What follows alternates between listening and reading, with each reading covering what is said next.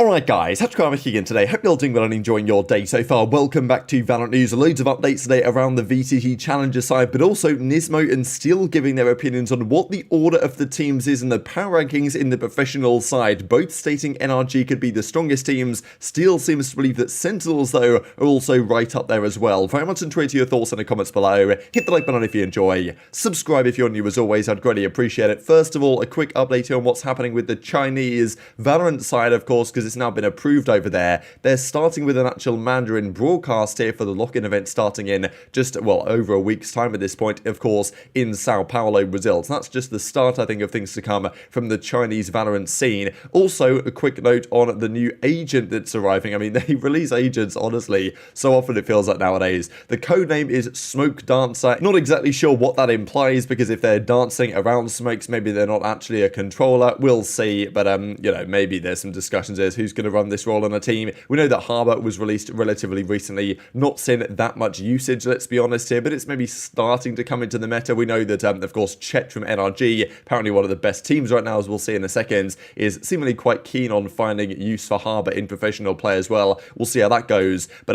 yeah, probably not the next agent, just the one in development, I reckon. So, yeah, we'll see about that. Could be a long time away until Smoke Dancer, whatever that actually turned out to be, arrives in the game, but, yeah, they're working on more agents, I guess, is the key takeaway here. Also, the Stinger is getting nerfed. This has been kind of expected, I think, for quite some time. I know that the pros have been discussing this actually, and we saw this actually the other day from Zoms and Dephh, when Dephh says no Stinger changes close to the kickoff is scaring me. I'm waiting for the buff, says Zoms, but you know, according to what most people thought, it probably needed a nerf, and as Play Valorant say, after a few weeks of tracking, we're upping the cost of the Stinger and adjusting the damage fall off in time for patch 6.02. So not immediately, but it will be happening here rather shortly. We feel the Stinger is overperforming at its price point, especially in the early rounds, and lacks the right economic trade-offs. These are the precise details. So from 950 up to 1100, that's quite the significant raise for the Stinger. And also its damage has been nerfed, so it used to do 27 damage per bullet from 0 to 20 meters. Now that 27 damage range has been lowered to 15 meters, and then it only does 23 after that. So definitely it's much more of a close range weapon now than it was previously. It's going to shoot absolute marshmallows after 15 meters now, whereas it used to shoot still decent damage from 20 meters and beyond, because of course 25 damage could kill an unarmored enemy in what, 4 bullets, whereas 23 damage not quite so useful anymore along those lines. The patch is live February the 7th, which is honestly pretty soon indeed. So before the Sao Paulo kickoff, this will be there. Depends exactly if they run that patch for the kickoff event, just because we know that sometimes they'll delay changes to the game just to ensure the pros have been practicing on a certain meta for some time. Don't want to change it too significantly before the massive kickoff event at the start of the season,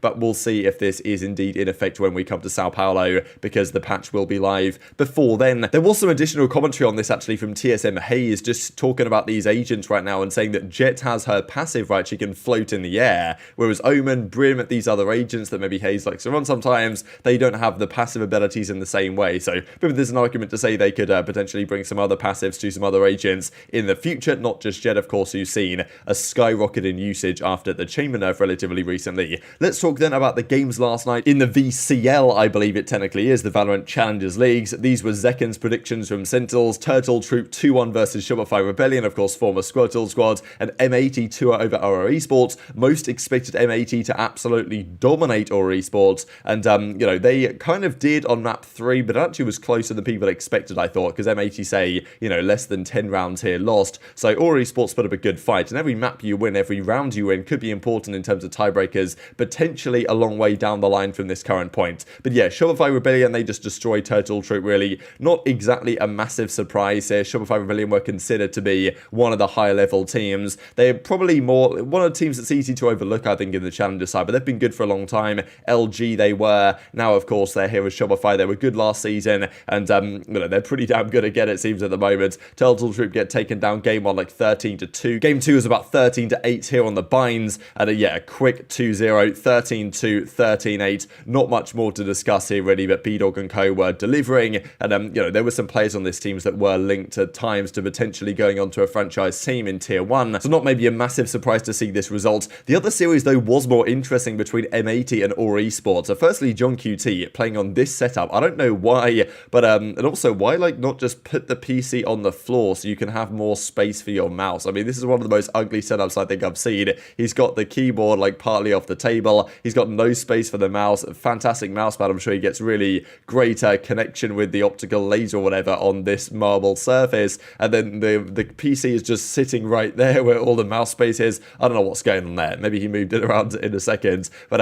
yeah, still, obviously not ideal whatever's going on for John QT at the moment to get this set up. But they won the series anyway. Doesn't matter too much. For the majority of the series, it felt comfortable for M80. But game 2 was on Pearl. They went up. I mean, yeah, look at those shots from Nismo, man. Absolutely disgusted. This Ghost Core was so good previously. And, you know, they're continuing the form here. They did go up 13 or 9-3. Sorry, again, another 9-3 curse on the Pearl, right? And they had a commanding advantage. They squandered it though. Or Esports tie up the series at 1-1, and then they just completely blew them out the water here on Icebox. So I don't exactly know whether I don't think they lost that map 2 deliberately. As Nismo says, we just wanted more practice on Icebox. Much love to this team. They're a great group of young players. So I don't think they intended to lose map 2 or anything, but I think they knew that after losing map 2, they were not concerned at all after knowing how good their Icebox clearly was. And I mean, yeah, it was an absolute demolition job all across the board, really. Haven was 13-6. Pearl, though, right, after that 9-3 edge, they get come back on to 13-10. So pretty impressive. Their offensive side wasn't looking so strong. But then Icebox, Nismo, 19-4, 15-6, 13-5. I mean, it was absolutely brutal. And all Esports gets shut down. But I've got to say, the level here is pretty impressive so far. I think Sligger was mentioning this on stream as well, that for the majority of these matches, yes, M80 and the Guard, very good teams, but even the other guys they're playing against, there's a lot of very solid teams right now in North American Tier 2 that are playing at a very high level. And it is a question, right, if M80 or the Guard or some of these other teams are just to be chucked into Tier 1 with the franchise teams, how well of a fight or how good of a fight could they put up? I think they'd be very competitive. And the entirety of North America is kind of stacked right now, I think, down to the Tier 2 level. Now, speaking of Nismo and M80, he gave his thoughts last night during the Wiseman podcast. I believe this is in the chat there. And if it wasn't, it was discussing the same topic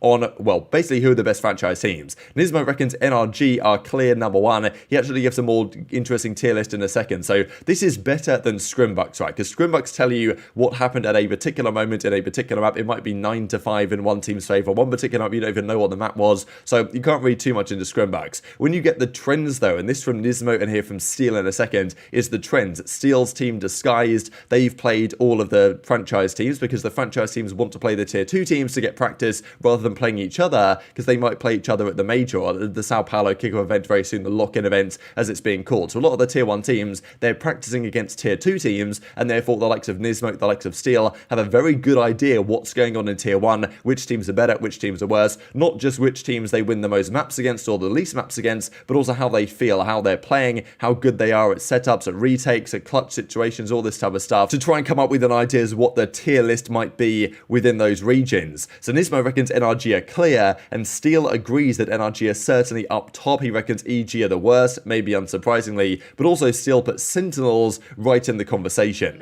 Maybe I misunderstood that. From playing Sentinels, NRG, Cloud9, 100 Thieves, Here we go. This is why I definitely feel like all forgotten. And EG, sorry, yeah. I definitely feel like Sentinels and NRG are feel stronger to play against than 100 Thieves and Cloud9 and EG. EG didn't seem like they did anything like too crazy.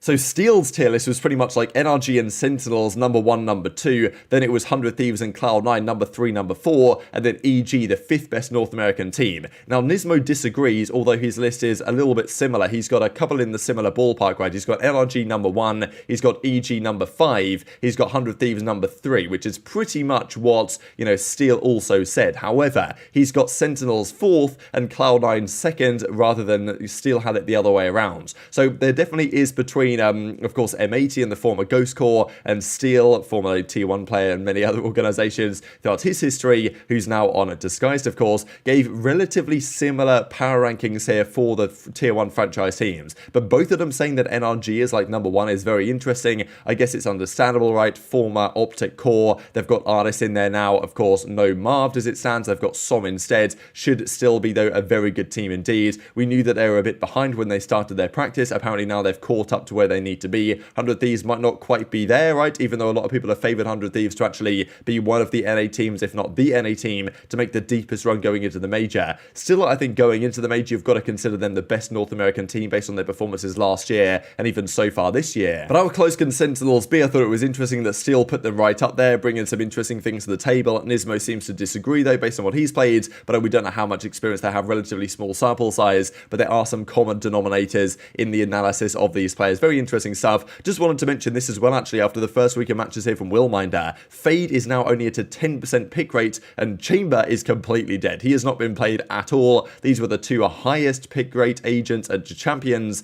and now the meta has completely shifted, as it often does. But yeah, Chamber not being picked at all is actually kind of funny to think about, based on the way, well, his first few months went into the scene. And also just the two highlight players of yesterday, B-Dog with a 1.61 and Koala Noob with a 1.41 in their two respective series in the North American Challengers League last night. So very much intrigued to your thoughts on all this stuff in the comment section below. And this is what the season looks like so far. We've got 3 games that have happened so far in both groups. Shopify, G2 and Breakthrough are 1-0 on their side of things, then M80, The Guard and TSM 1-0 on the Group B for now. But hit the like button if you enjoyed, subscribe if you're new, take care, and I'll see you next time.